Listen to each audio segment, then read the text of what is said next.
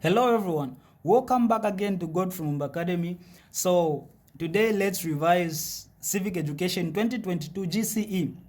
Yeah, so this is the question here, and ensure that you subscribe. Yeah, ensure that you do what? You subscribe, and also you leave a like, and actually do well to let us know where you are watching from. All right, so the first question is saying, what are democratic elections? What are democratic elections? Then they've given it 2 marks. So it's very important to consider the number of marks, because the number of marks determines how many points you give and how you explain. So they are asking us, what are democratic elections? When you just look at the question, you see that there is this term democratic, which is coming from the term democracy. And when you hear the term democracy, you need to know that it is the type, it has to do with people doing things freely, okay, and independently.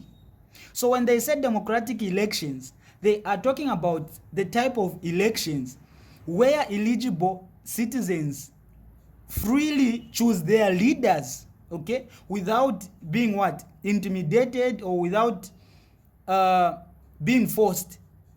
They choose leaders freely, and they do what? They do it through a secret ballot. So that is very important to know. All right, so let's write here. So what are democratic elections? So democratic elections, you start explaining now to say democratic elections, these are elections in which eligible, so this is very important, it is only eligible citizens who are allowed. So these are elections in which eligible citizens do what? Freely. So you should consider the terms here. Eligible citizens are freely doing what? Choosing. Freely choosing their leaders or representatives. Leaders or representatives. Then how are they doing this? Now you explain through a what? Through a secret ballot paper. Through a secret ballot. Okay, so this is the what? This is the definition. So when they talk of democratic elections, these are elections in which eligible citizens freely, they are not forcing you, you are just doing what? Freely choosing your leader or your representative, and using a what? A secret ballot. No one is knowing. It is your choice and yours alone. So when you explain and give out these points, you will surely get these 2 marks. So this is the answer to the first question. What are democratic what? Elections. All right, let's look at the next question. So the next question is saying, explain 3 indicators of democratic elections. So now that you've explained what democratic elections are like, then they are asking you to give 3 indicators. How can you know?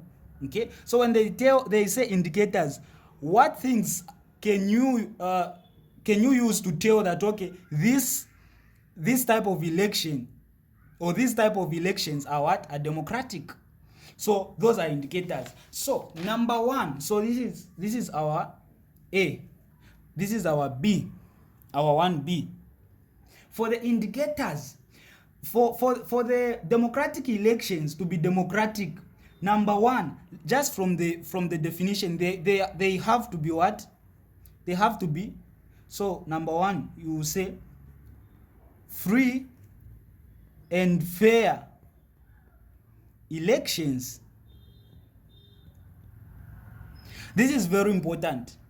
When you say free and fair elections, whenever they are electing their leaders, they should be free and they should be fair. Okay, once fairness is not there, then those elections cannot be democratic.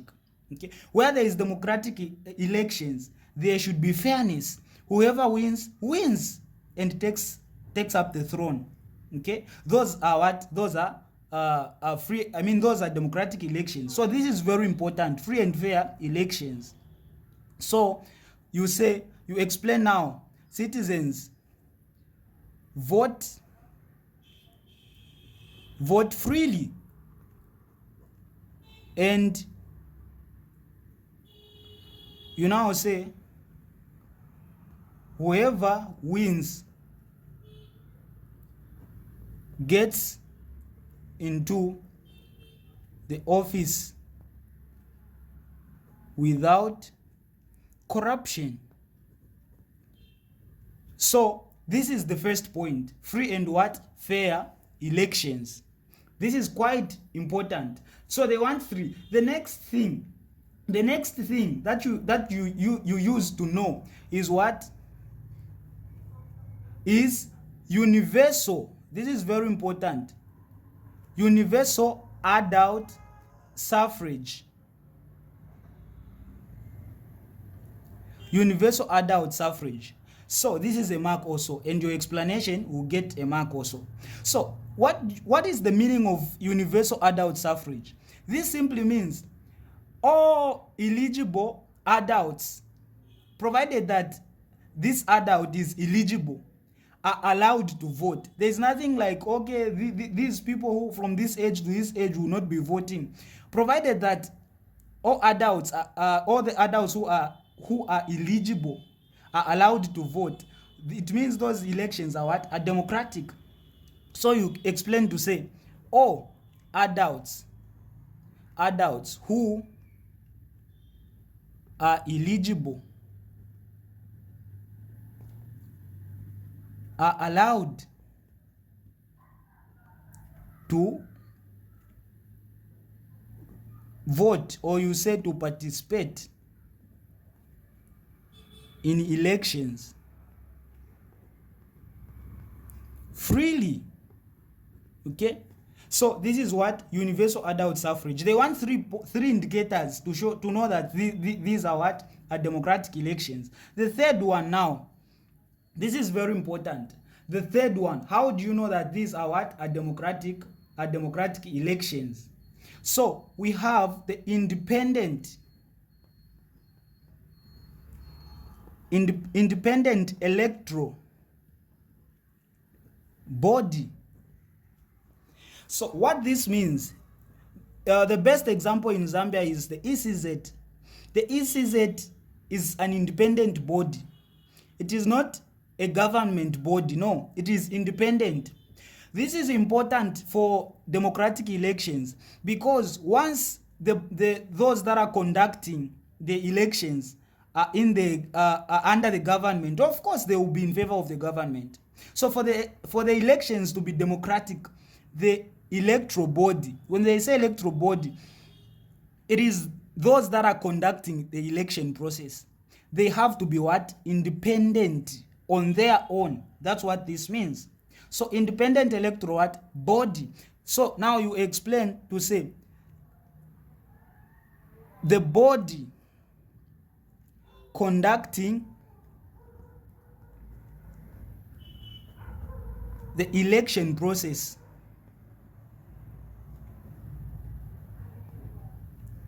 must, so it's a must be independent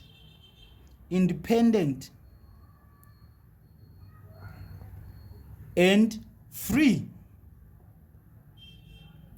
Okay, so these are the what? These are the 3 indicators that you can use to know that, oh, these are what? Are democratic elections. Free and fair elections, universal adult suffrage, and independent what? Electoral body.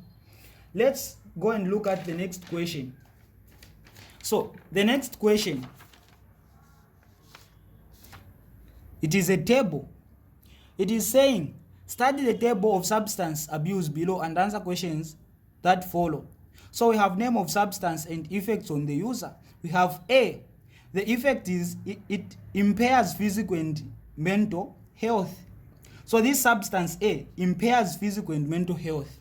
Then tobacco, the effect is not what? Included. Then we have substance B, which speeds up the body what? Processes. Then we have substance C, which damages internal organs. Now, the first question A is saying identify substances marked A, B, and C. So you have to look at the effects. So for A, what is the effect? They have told us that it does what? It impairs physical and mental health. So you just go back and ask yourself, what substance does this, which impairs the physical and the mental health? You understand that this is what? These are cannabis, okay, or marijuana. So this is question 2. So question 2, A1, you can say cannabis,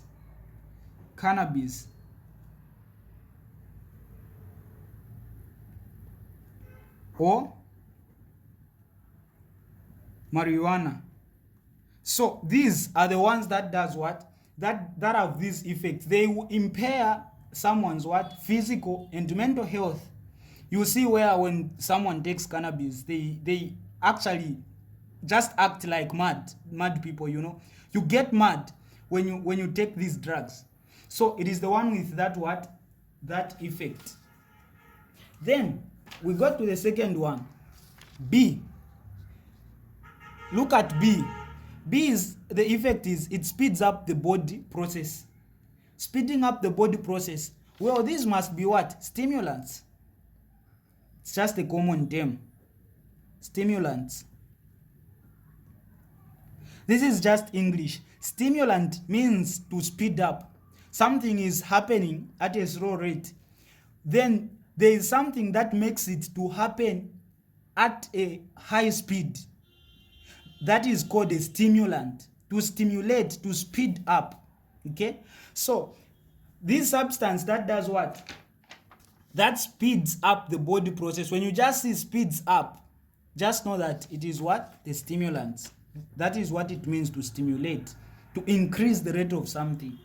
Then C, they've said damages internal organs. What substance does this? Which damages internal organs?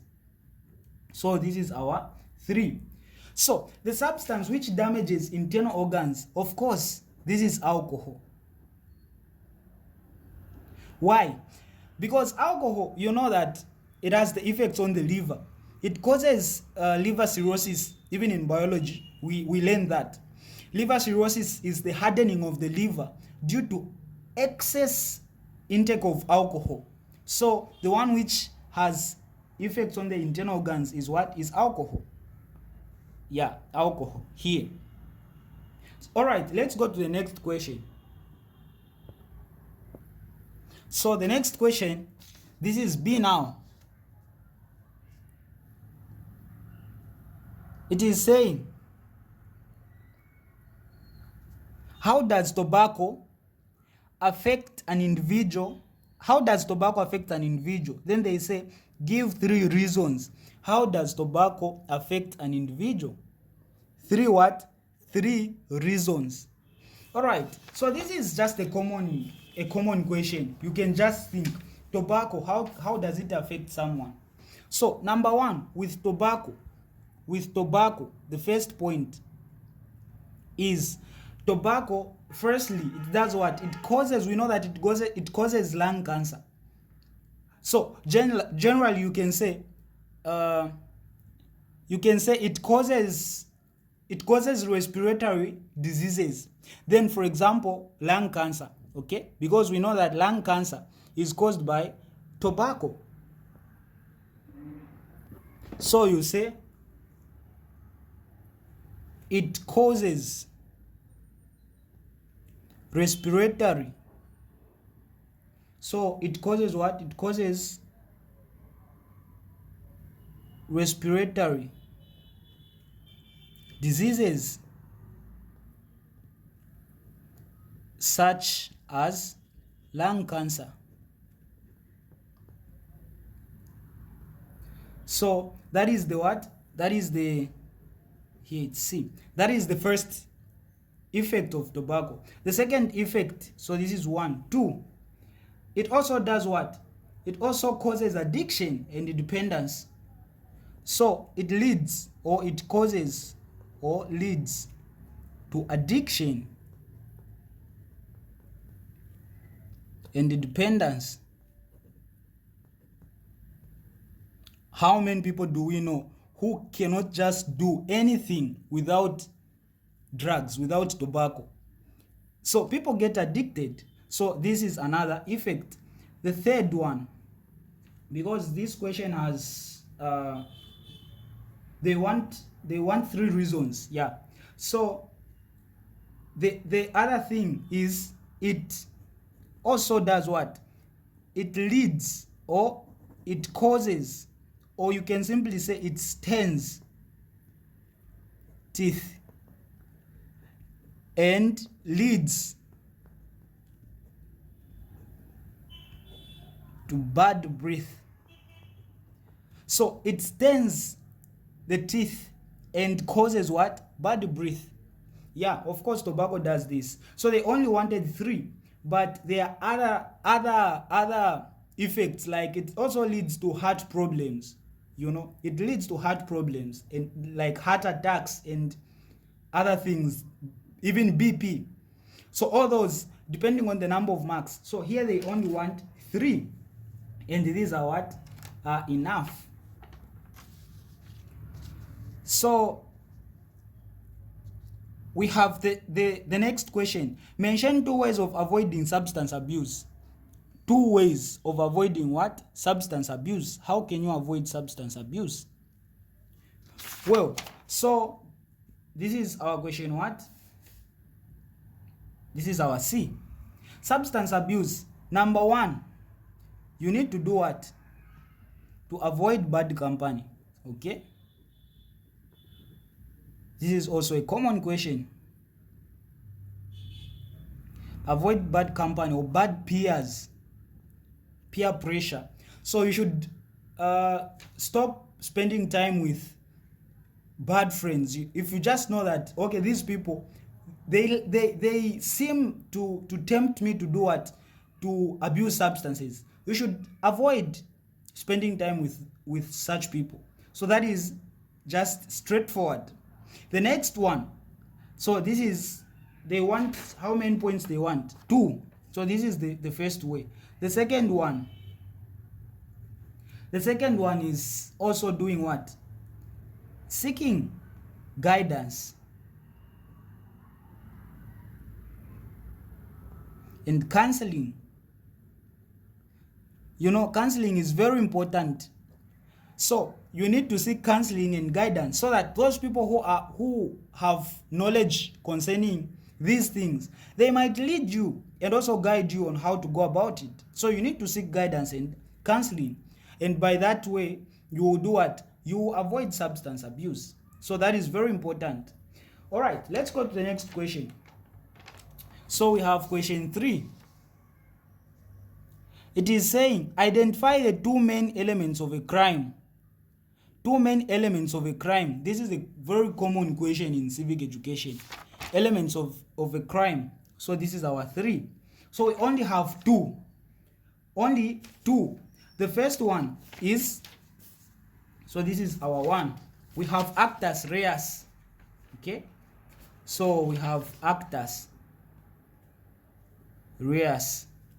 So what is actus reus? Actus reus, because this is actually here it's you. This is not English. These are Greek terms. Actus reus is also known as the what? The guilt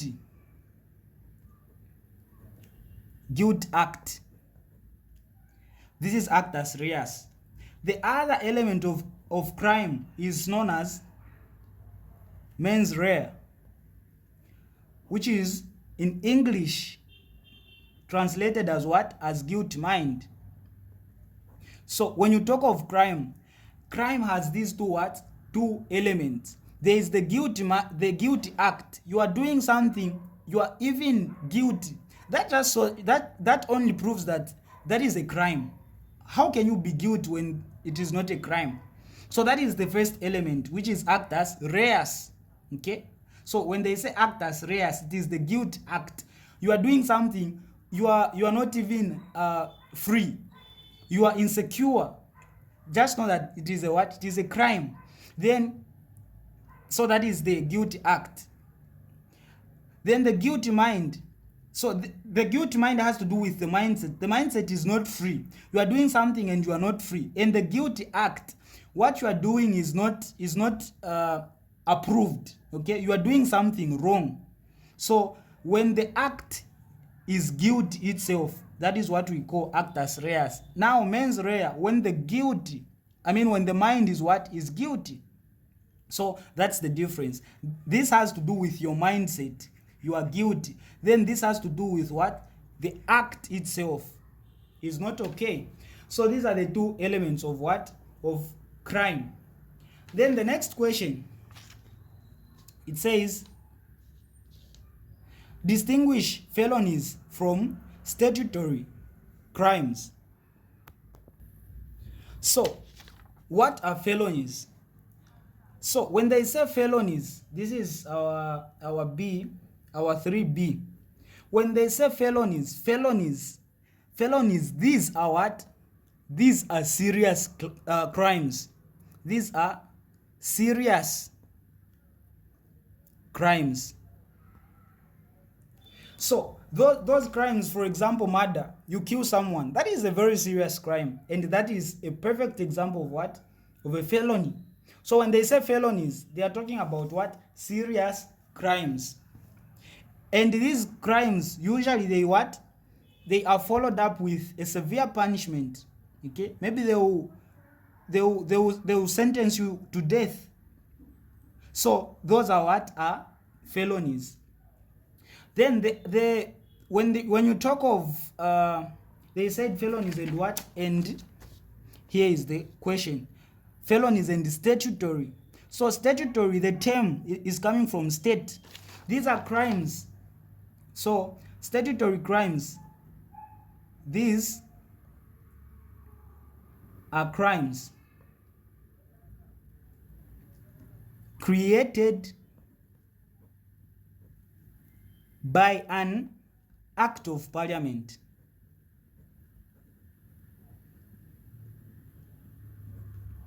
So this is the difference. Felonies are serious crimes that are usually followed up with a serious what? Punishment. For example, murder or treason. So when they ask you to give examples, you just get those serious ones: murder, treason, or aggravated robbery. Then when you talk of statutory crimes, these are crimes created by an act of parliament. Now what does this mean? This simply means it is not those acts, those crimes that are that you can observe under common law. It is those crimes that are only created by the parliament. For example, poaching. Poaching is a crime, but when you consider poaching, you will find out that somebody will be poaching while people will just be minding their own business. They will not even care. So under common law, you cannot even see that, okay, maybe this is a crime. But now the parliament comes in and make that to be a what? To be a crime, to say no, when you do this, we'll be considering it as a crime. So those crimes that are created by an act of parliament are the ones that we call as what? As statutory crimes. Okay, so for example, you can give poaching, even traffic offenses, where you are supposed to drive at 40 kilometers per hour, you are driving at 80. So that is actually, under normal circumstance, just your business. But now the parliament comes in and to say, when you do this, we will consider it as a crime because you cause accidents. So such crimes are what? Are statutory. I hope you get this difference. Then we go to the next. Explain the following concepts in relation to crime: crimes of specific intent and crimes of basic intent.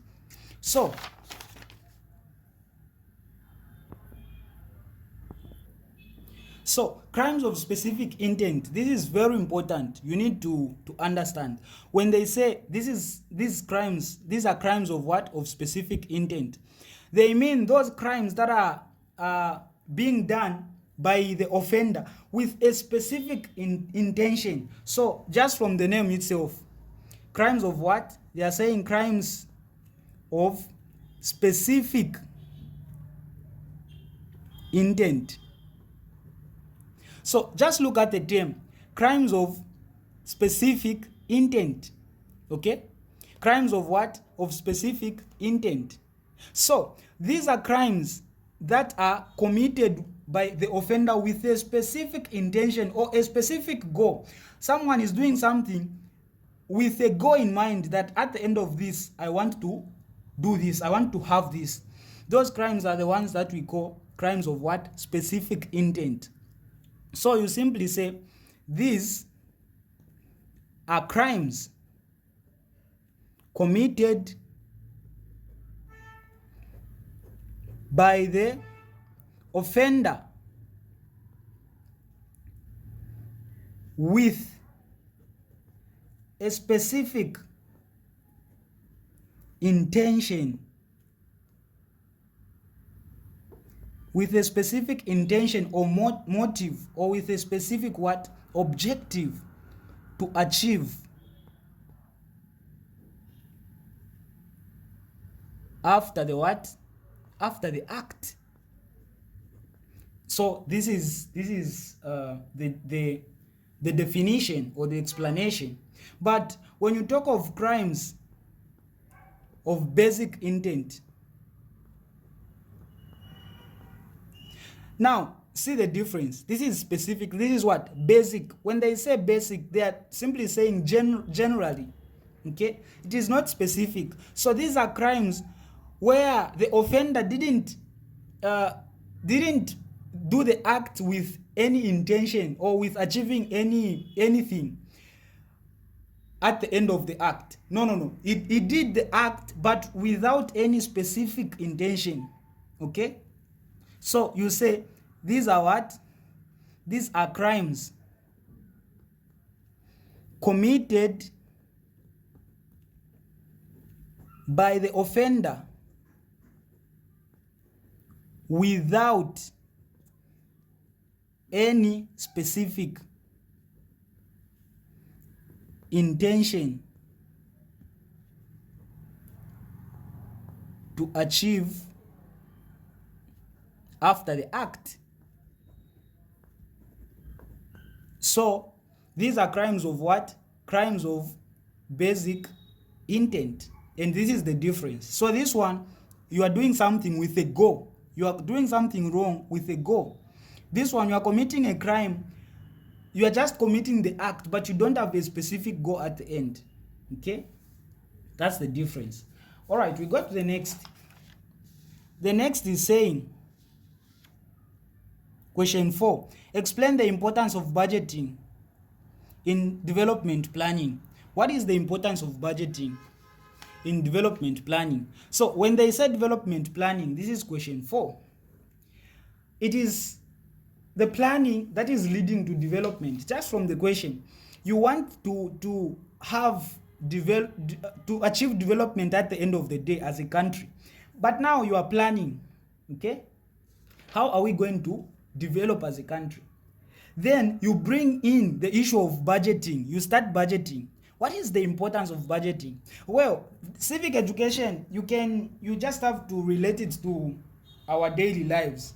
Okay, just in our day-to-day lives, you can take a basic example at home.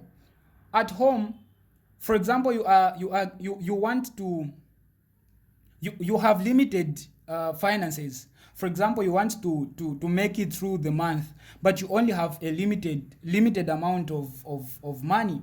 Then you say, okay, every day for us to do what? To make it, every day we'll be doing what? We'll be spending only 50 kwacha. Okay? That is a perfect example. So I want to show you how you go about this. Then you say, how can you utilize this 50 kwacha? In a day, you eat lunch, and supper within what? Within 5th quarter. How can you do that? So you have to budget. And if you can understand the importance of budgeting at that basic level, that is the same concept even at a national level. You get it? So that's the case. Because this question is asking at a what? At a national level, the importance. See the marks, 8 marks. So you need to give 4 points and explain them. So you need to understand it from that point. Okay? And when you understand it from that point, it is easy. Number one, the reason is what? Resource allocation. What this means, let's go back to our example. So how can you use 50 kwacha for both lunch and dinner? You understand that, okay, I will spend 25 for lunch and 25 for dinner. So you will get your 25 kwacha and budget well. I'll buy rep for 5 kwacha. I'll buy tomato for 5 kwacha. I'll buy this for this. I'll buy cooking oil for this and this for this, so that we can do what? We can manage to prepare lunch within 25. So you start allocating that money wisely and effectively, which will lead to what? To efficiency. Okay?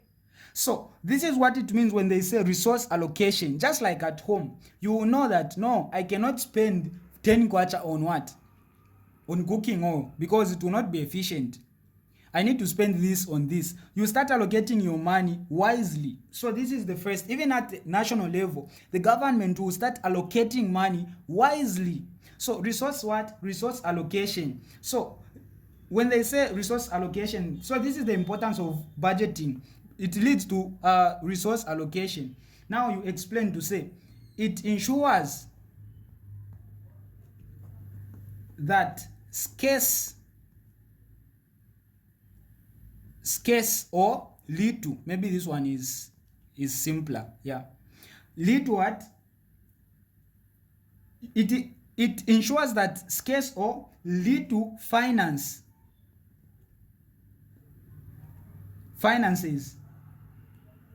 are what? Are distributed efficiently. Okay, this is very important. So this is the first point, the first importance of budgeting, resource allocation. You know that this 5 kwacha is for tomato, this is for rape. Even the government, it is same. It ensures that the little finances are distributed efficiently. Okay, so that's the first important. The first importance of budgeting. Then the second one. So the second one is prioritization.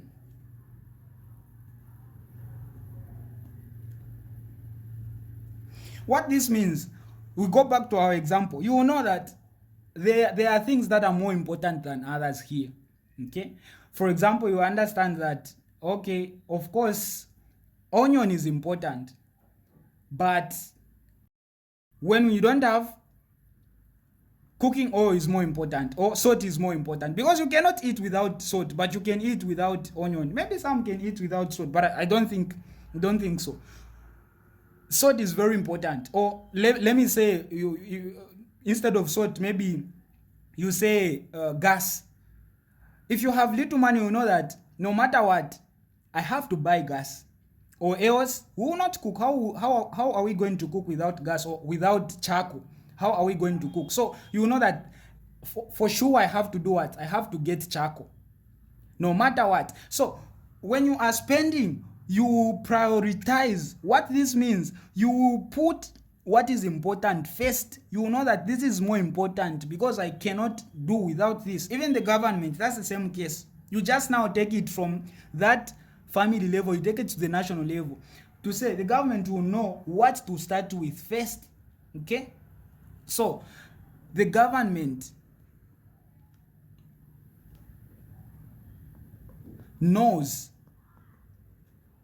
what to start with, or what to spend on. What to spend on first, depending on importance. Okay, so you will know that no matter what, maybe I will not buy what onion, but I have to buy charcoal, because without charcoal or gas I will not do what, I will not cook. So in that case, charcoal or gas becomes more important. That's what prioritization means. So the government has to know what is more important than other. That is very important. Number 3, so this has has 8 marks, so it needs 4 points. Financial what? Financial control. This is very simple. Financial control. How? Because you understand that this is financial. You understand that where there is no budget, you spend recklessly. You spend anyhow. Sometimes you even wonder at the end of it, oh, where did my money go? How did I spend it? And this happens because most of the people in our day-to-day lives, we spend money without budgeting, and we end up wondering, where did my money go? Where did my 500 go? How did I lose the 100 kwacha that I had? Because of what? You didn't budget. That's the same case even with the government. But when there is budget, there is financial control. You control the finances. Okay? So, it acts, now this is the explanation, it acts as a tool. A tool to do what? A tool to avoid overspending. So it acts as a tool to avoid overspending, and also ensures discipline or financial discipline. Discipline. So that's it. Then the last point now on this question, the importance of budgeting. The importance of budgeting is what? Is economic stability.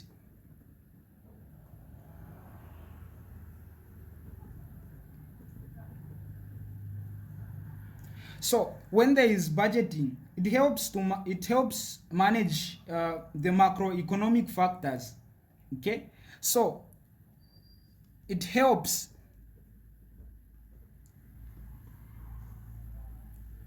to manage the macroeconomic factors, such as public debt.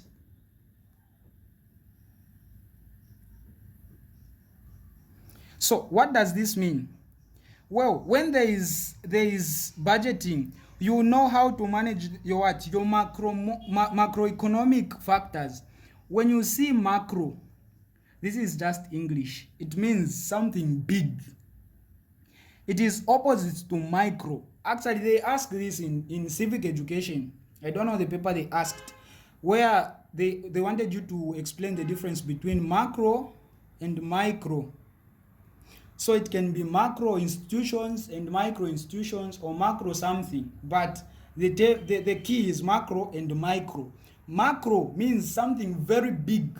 Okay, something big. When they say macro businesses, it is those businesses that are booming, that are very big. When they say macro institutions or macro banks, it is those banks and institutions that are big.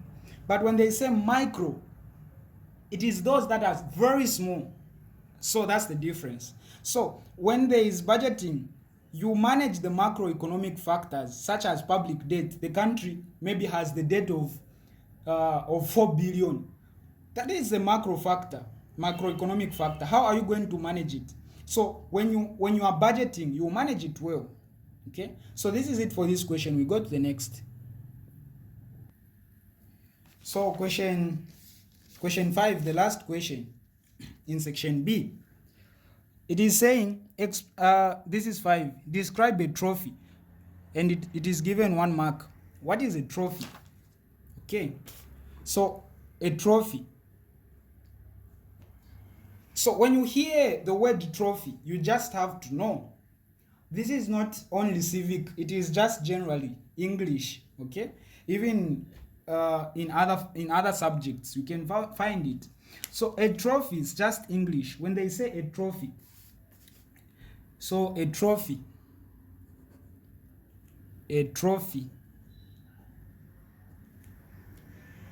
this is any part, okay, this is any part of what, of a wild, any part of a wild animal. So such as, how is my handwriting? Okay, such as an elephant,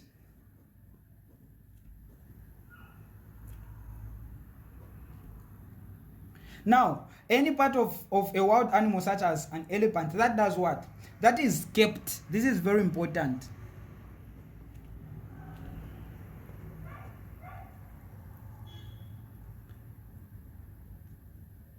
as a souvenir or a token of a successful hunt. Now let me break it down. So when they say a trophy, this is any part of a wild animal, okay? So here, not like this because this is the animal, but any part of the animal such as a skin. So here you can say a skin. Yeah, you, any part of an animal, a wild animal such as a skin, that is kept as a souvenir or a token of a successful hunt. What this means, when you hunt any wild animal such as an elephant or a buffalo, then after hunting, in order for the next generation and the people who are not there the time that is happening, in order for them to know that you once did this, you take any part, for example, you take off, you remove the skin, or you take the horns or anything, then you keep it, that is kept as a souvenir or a token, as a remembrance of a successful hunt, so that those that will come later on will find that, oh, there was a successful hunt here, they managed to kill this animal. So that is what we call a trophy, okay? So it could be a skin or a horn or even the skull. This usually happens in those typical African countries, yeah, especially for the baboons. They will get the skull and keep it, maybe just put it on top of a tree, so that those that will come, that will pass by later on, will find that, oh, the guys did what, they killed the baboon. So that is a trophy. I hope you understand. The second question, it is saying, what is a national park? What is a national park? I think this you can explain even in your own English. What is a national park? So that is the question. So a national park, this is our B. It is a protected area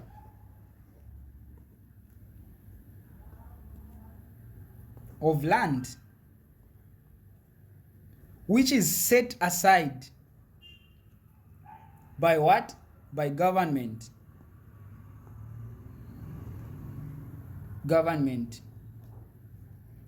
For what purpose? For protection and preservation of what? Wildlife and the natural environment.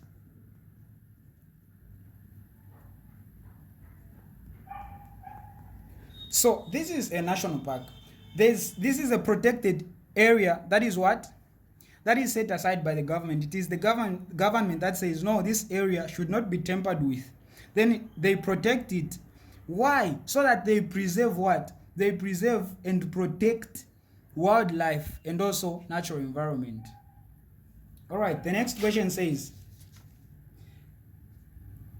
mention the other name of a national park. Of course, this is simple. Another name of a what? Of a national park. So this is C. So it is a what? A game park. Game park. Then the next question. Identify 2 national parks in Zambia. If you are just a Zambian, you have to know this.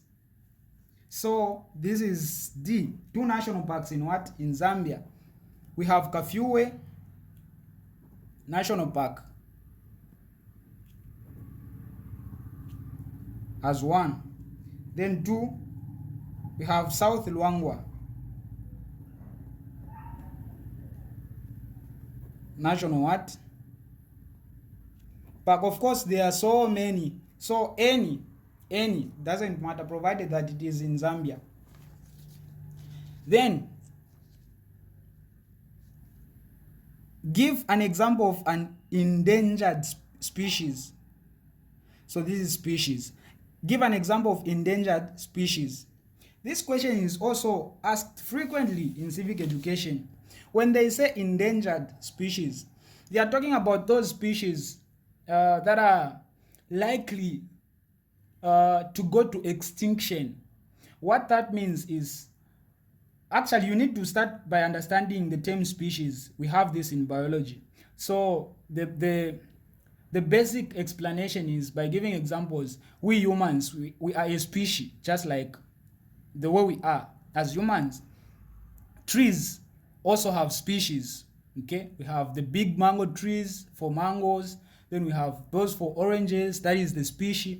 So the different groups of living organisms with similar features, okay, that can interbreed to produce their offspring. That's what this means. So they want us to give an example of endangered species in Zambia. Living organisms that, when they say endangered, you need to understand endangered here. So endangered means something that is likely to go to extinction. When I say extinction, that will cease to exist. They will all die. There is that possibility that they will all die because they keep on decreasing in numbers. Okay, they keep on dying. So there is the possibility that these species will do what? Will be finished. Those are the ones that we call endangered what? Species. So they want to give examples. Actually, just one example. So this is our E. So there are so many examples. We have the black rhinos. This is in Zambia. So the black what? Rhinoceros, or the rhinos. You understand that those black rhinos, you can rarely see them at the moment. They keep on what? Decreasing in numbers, and they are likely to go to extinction. So that is an example of what? Of an endangered species. Here you don't have to say anything that comes on your mind, any animal. No, it is those that are likely to be finished up. Then number 2, they want one, but also even the African elephants, the African elephants, they keep on what? Decreasing in numbers. In the few years, they might what? They might extinct. Even the cheetah, okay, and also the wild dogs. So they just wanted one. Then the next question: how does the government protect wildlife in Zambia? 1 mark. How does the government protect wildlife in Zambia? So this is our F. So there are so many ways. So they just want one. So you can say they do that by enforcing wildlife protection laws and policies. We understand, like policies like if they find you hunting animals without being legalized, you'll be imprisoned. Okay, so they enforce those laws. That's the first way. Then the second way, they employ like wildlife police officers. Those are police officers specifically for wildlife. Then they also do what? They educate the public and local communities on the importance of wildlife conservation. So they do conduct those seminars where they teach and educate the public on the importance of what? Wildlife conservation. So they just want one. So you can write any. So you can say, by employing, we'll write one here, wildlife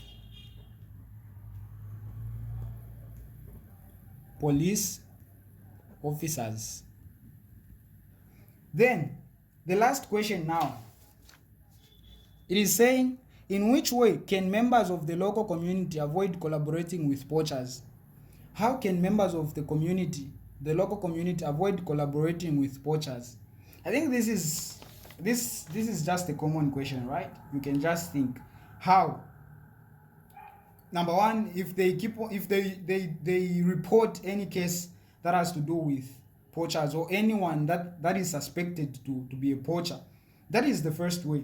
Even refusing to buy those wildlife that are sold by those poachers. For example, they kill a what?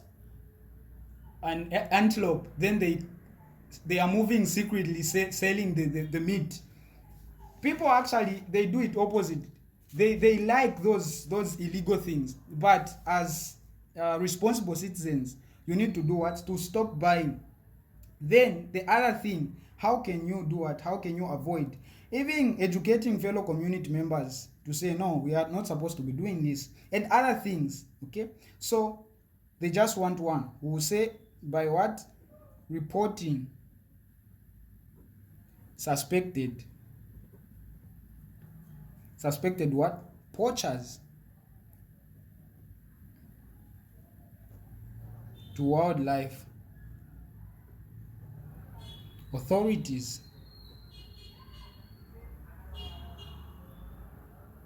So that is the answer. All right, so this is the paper 2022 GCE. I hope you've understood. Don't forget to do what? To subscribe, and wishing you all the best.